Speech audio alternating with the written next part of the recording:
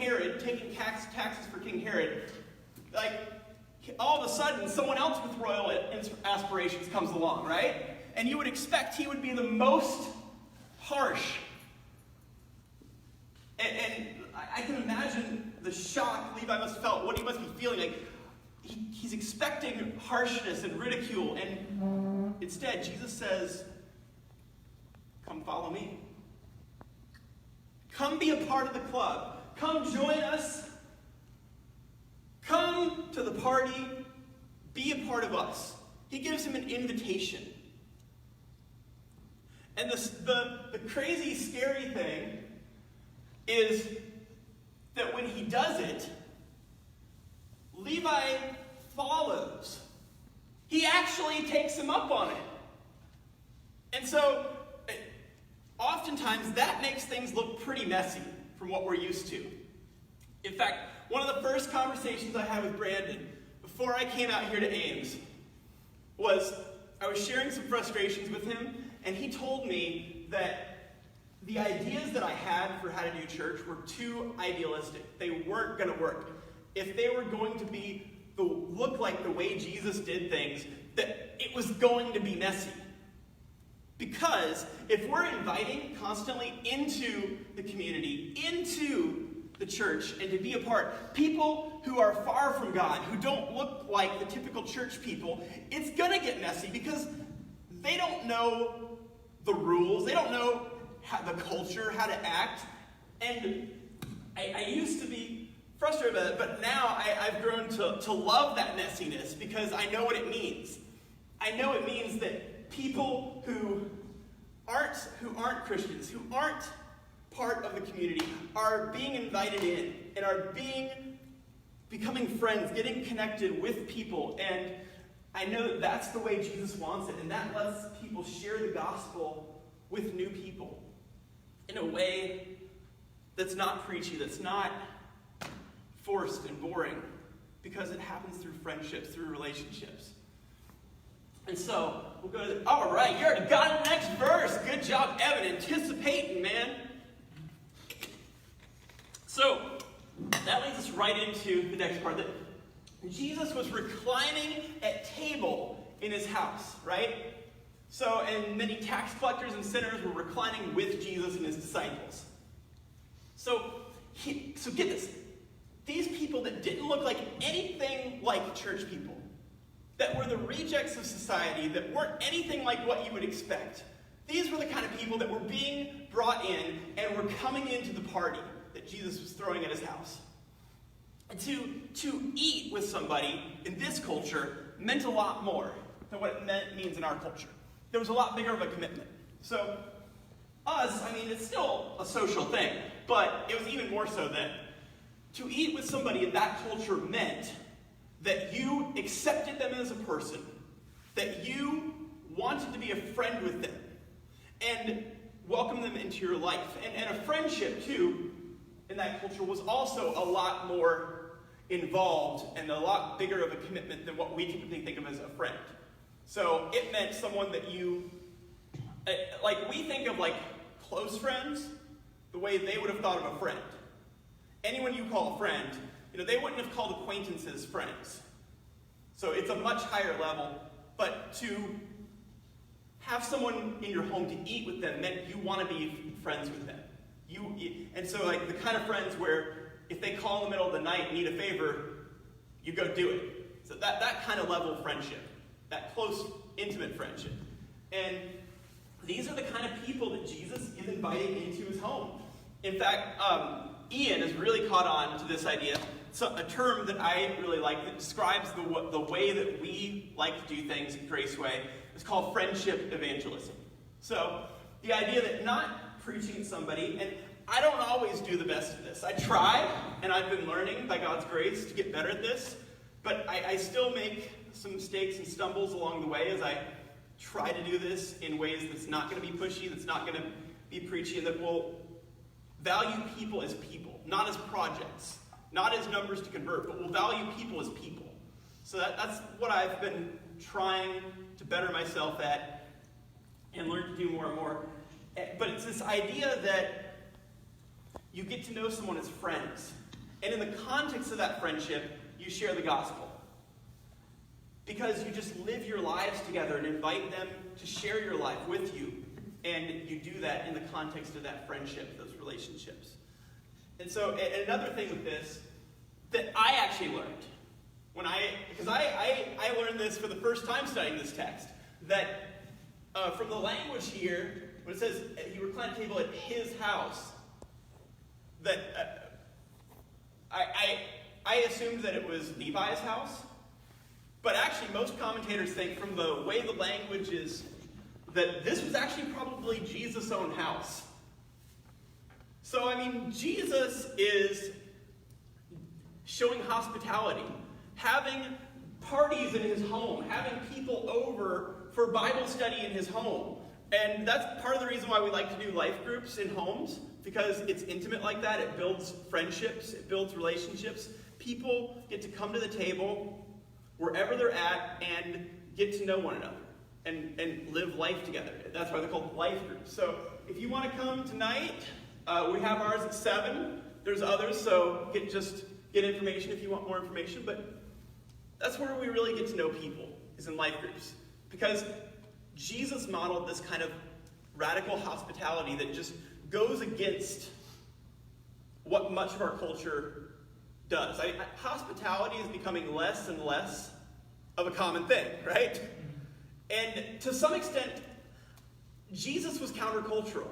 And Jesus' people are called to be countercultural, to live by values that might seem crazy or different from the rest of society. And part of that is radical hospitality. So, and also, another thing that's really neat, if you go to the next slide, when we start to do this, when we start to try to live the way Jesus lived and invite tax collectors and sinners and the people that don't look like your typical church folk into the crowd and befriend them and get to know them as people, like I said before, it's going to be messy. And a lot of times, really religious people aren't going to get it. Because it's not going to be what they're used to. It's not going to be what they expect, right? I mean, imagine if we had a bunch of prostitutes that we were connecting with get to come to know Jesus, and they all come to the church still dressing like prostitutes. Praise Jesus. Not for that reason, but, praise Jesus that they're coming, right? I had to say that really quick because my wife's right here, and she was looking at me a little funny. But not because they're dressed like prostitutes, but because they're coming to know Jesus. And it's going to be messy, right? Because if people who aren't in are coming in, it's going to look messy. And so it's going to look different than the churchy kind of culture that people are used to. Even when those people grow and they are able to move past some of that stuff, it's still going to look messy because hopefully, by God's grace, we'll be connecting with more people like that. And so it'll always have that messiness, that beautiful kind of messiness. And what we see here is the Pharisees. They didn't get it. I get thirsty, sorry. So does anyone know who the Pharisees are? Anyone familiar with these guys? I know Ian and I have been talking about a lot of when we get together for discipleship. It's like these guys were the fundamentalists of their day. All right? They were the super religious, strict religious people. And so they don't get what Jesus is doing. These guys were also constantly butting heads with Jesus. Jesus did not get along with these people. They did not get along with him.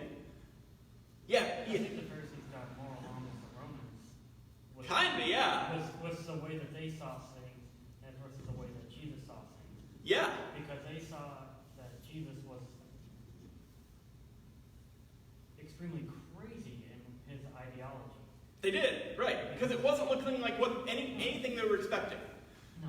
And so we know, just like we know tax collectors and sinners of our day, we know Pharisees of our day too, right? Anyone think of some modern day people that are a lot like those Pharisees?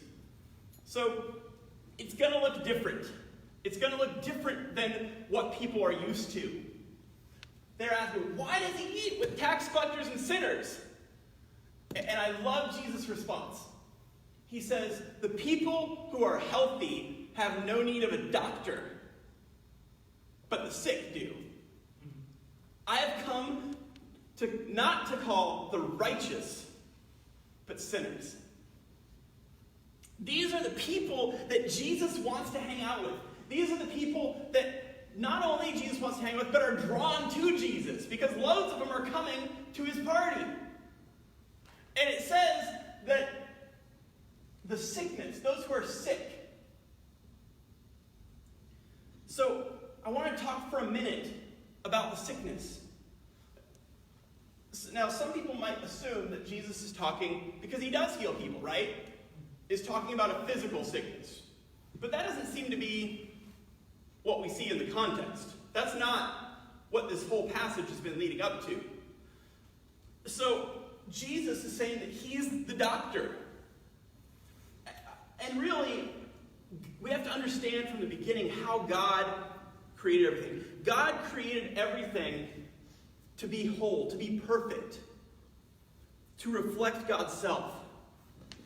There's not supposed to be death, disease, suffering. There's not supposed to be this brokenness inside of us, this emptiness, this yearning inside of us for something that Pastor Brandon was talking about this morning during Bible study, that like eternity written in our hearts. Like we know that there's just something, this hunger, this yearning, this emptiness that nothing seems to satisfy and nothing seems to fill. We look around at our world and we just know intrinsically that something is not right. Something is not as it should be. We feel this when we grieve, when we lose a loved one, when we experience death or sickness. We know that something's not the way it's supposed to be. God created the world to have what the Hebrew calls shalom. That this wholeness, this ordering of the way it was supposed to fit together and function. But what happens with the fall is things have gotten twisted up. Things have gotten messed up. And the world's no longer the way it was meant to be. We are no longer the way we were meant to be. Because, we know that there's something in us that seems to draw us in the wrong direction. I've said before that you don't have to teach kids, babies, to be good, to be bad, right? You leave that to the kids will figure out how to be bad all on their own because this comes pretty naturally. Being selfish, being a pain, that comes pretty naturally to us as human beings. That we have this brokenness in our human nature that seems to propel us that direction. What goes against the grain is goodness, oftentimes. So that seems to go against the grain. So we have this pull, theologians would call it original sin, that something is not right within us. Because ultimately, all the self-help books and positive thinking and positivity and all that good vibes kind of stuff is not going to fix the problem. It's not going to fix the sickness because it's not just the world around us that is broken, that is sick. It's us ourselves that are the problem too. And so most of us know a lot of things, a lot more that's right than what we do. For the most part, most of us know what's right? But that doesn't mean that we actually have the strength within ourselves, the ability to actually do it. Because, again, we have the sickness. We're part of the problem. And we have this brokenness, this yearning. And so oftentimes we'll try to be better. We'll try to work harder and be good enough and earn that, and earn God's acceptance, God's forgiveness. But that's never going to work. And so some people try to do this with God stamped on it. Outside of a personal relationship with God, they'll try to use religious ritual to try to work their way to that kind of place that they know they need to be, to work their way out of the sickness. But anyone who's ever been sick knows that you can't unsick yourself. You can't work harder to be not sick. Because that's not going to work. You can't fix yourself. And so what we have is this thing where you're not able to work your way to where you're supposed to be by your own efforts. And so some people will try to seek to fill this hole through relationships. Maybe this person will fix me. That's actually probably closest to the answer. Because even though it's not quite the answer, because it is ultimately a relationship that is the answer. So what is the cure? What's the cure for the sickness? And Jesus has mentioned that he's the doctor. But Jesus is not just the doctor. Jesus is himself the cure. Jesus offers himself because what we need is a heart-transforming relationship and experience with the Creator for whom we were made. That's the only thing that's going to fill that emptiness, that's going to fulfill us and bring us true joy and life and the greatest amount of pleasure and satisfaction. That's the only thing that's going to work. So some people might ask, when talking about salvation, well, isn't it arrogant to say that Jesus is the only way of salvation? So it's not just, some things Jesus says do sound pretty arrogant, right? He says some pretty exclusive, pretty high things of himself. But at the same time, it's not just that God is mandating that this is the only way, that this is the only way that's going to work. This is the only cure that's actually going to heal what's really wrong. Because we were made for a relationship with God, and that's the only thing that's going to satisfy. That's the only thing that's going to fill us. So that's what we're longing for. And like I said, religious ritual's not going to cut it. Jesus has another line in one of the other Gospels where he says where he adds to this, that go and study what this means. I desire mercy, not sacrifice. The sacrifices of religion aren't going to work us to God. Jesus had to come. God came himself as a human being, as a man, lived among us to bring us to God, to model us what God is like, and to die on the cross in our place so that we could be restored, reconciled to God, to bridge that gap that we could not jump across by our own efforts, and to rise again from the dead, defeating death, defeating that mortality, defeating sin, making a hole, bridging a hole for us to follow, to pull us along to himself. So Jesus said, I've not come to call the righteous, but sinners. Jesus didn't come for the people who think they're okay, for the people who pretend that they have it all together and everything is fine. Jesus didn't come for those people. Jesus came for the people who know that we're a mess, that know that we need help, that know that there's no way we can do it or make it on our own, and offers himself. He invites the tax collector and the sinner to his party, to be a part of the club, to join in relationship with himself. And if that's you today, that's the same offer on the table for you today. And if maybe you've already begun that, if you are in relationship with Jesus, well then, that's not the end of the story. Because Jesus has now called you to be part of the project. Right? Jesus wants you to be part of inviting the tax collector and sinner to the party. You might know of these people. If someone might come to your mind, they don't have to come here. That doesn't necessarily mean they have to come here to this church, but you know people that God can put on your heart that you can connect with. The tax collector, the sinner around us at work, wherever, at school.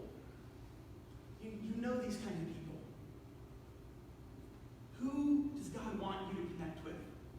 Because that vision of shalom is God is working now. The kingdom of God is breaking in and through Jesus. Because in Jesus we see God reveal himself. We see what God is like. And it's a God who invites tax collectors and sinners. And so, so his people are to be part of that inviting others into the party, that welcoming. Who can you invite? Who can you get to know to participate in this big, grand project of cosmic renewal that God is doing, of the kingdom of God breaking in among us now? Maybe that's you. If that's you, that you feel drawn to become a part of that, then come talk to someone afterwards. We'd love to talk with you. So, you think about it. God bless you.